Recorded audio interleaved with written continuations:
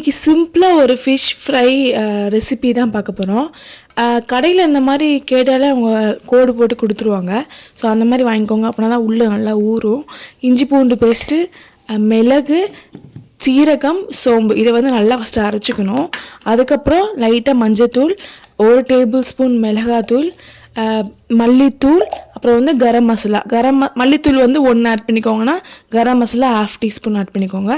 அப்புறம் வந்து 1.5 டீஸ்பூன் வந்து கார்ன்ஃப்ளவர், 1/2 டீஸ்பூன் அரிசி மாவு இருக்குல்ல, அதை ஆட் பண்ணிக்கோங்க.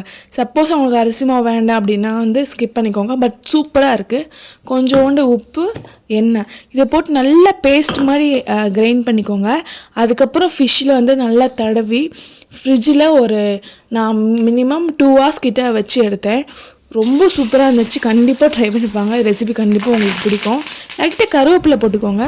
ரொம்ப சூப்பராக இருந்துச்சு.